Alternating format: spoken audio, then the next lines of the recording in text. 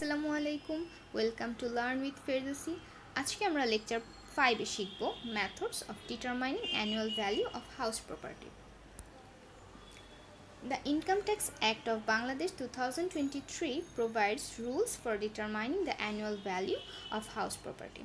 The Act divides house properties into 3 categories based on their use, and the annual value is computed differently for each. অর্থাৎ Bangladesh income tax act 2023 অনুযায়ী গৃহ সম্পত্তিকে 3 ভাগে ভাগ করা হয়েছে। এই গৃহ সম্পত্তির ব্যবহারের উপর ভিত্তি করে এই 3 ভাগে ভাগ করা হয়েছে এবং এই 3 ভাগের গৃহ সম্পত্তির বার্ষিক মূল্যটা একটু আলাদাভাবে বের করা হয়।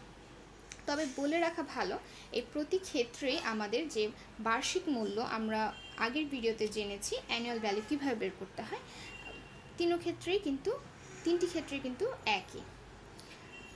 সেই 3টা বার্ষিক সম্পত্তির যে 3টা ভাগ তা হলো 1 fully rented house, 2 partly rented and partly residential এবং 3 fully residential house.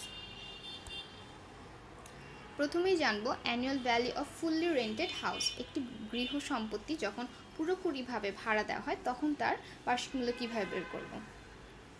Reasonable rent of the year এবং the actual rent of the year, এই দুইটার মধ্যে যেটা বেশি আমরা সেটাকে প্রথমে বার্ষিক মূল্য হিসেবে গণনা করব।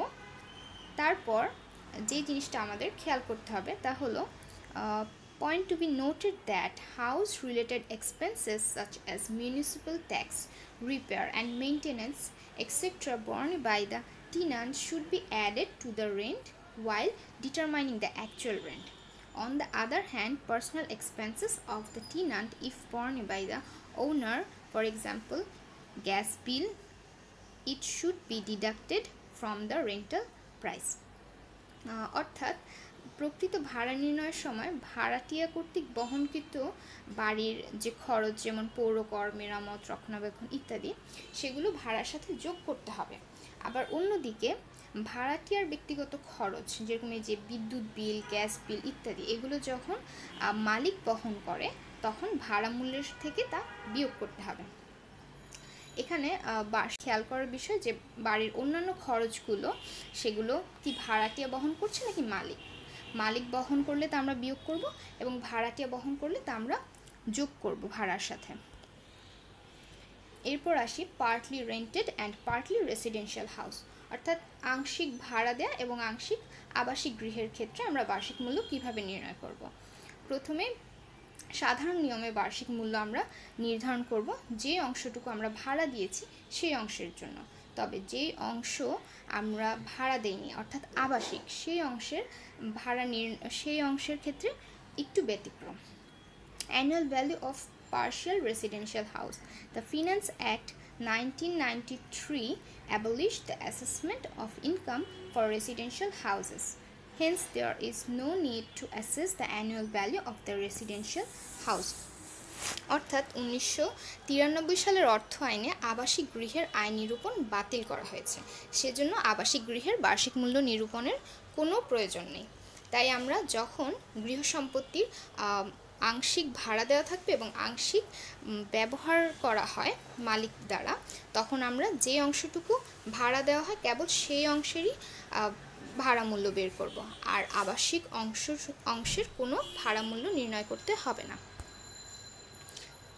তৃতীয়ত, annual value of entire residential house. যখন সম্পূর্ণ গৃহটি আবাসিক, সেক্ষেত্রে আমাদের কী করতে হবে? The Finance Act of 1993 abolished the assessment of income on house property used for residential purpose by the owner. As a result, the income from the house property used as a residence by the owner is non-taxable. অর্থাৎ সম্পূর্ণ আবাসিক গৃহের ক্ষেত্রে আমাদের কোনো বাড়ির বার্ষিক মূল্য নির্ণয় করতে হবে না। তাহলে আমরা জেনেছি গৃহ সম্পত্তির ক্ষেত্রে 3 ধরনের সম্পদ হতে পারে। গৃহ সম্পত্তি পুরোপুরিভাবে ভাড়া দেওয়া হতে পারে, দ্বিতীয়ত আংশিক ভাড়া এবং আংশিক আবাসিক, এবং তৃতীয়ত সম্পূর্ণ আবাসিক। যখন আমরা প্রথমত সম্পূর্ণ বাড়ি ভাড়া দেওয়া হবে তখন আমরা সম্পূর্ণ বাড়ির আমরা ভাড়া নির্ণয় করব, বার্ষিক মূল্য নির্ণয় করব।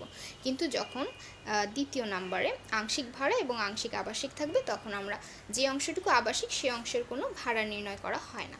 এবং তৃতীয় নাম্বারে যে ফুললি রেসিডেন্সিয়াল হাউস অর্থাৎ সম্পূর্ণ যে আবাসিক গৃহ সেখানেও আমাদের কোনো ভাড়া নির্ণয় করতে হবে না। Thank you for watching my video.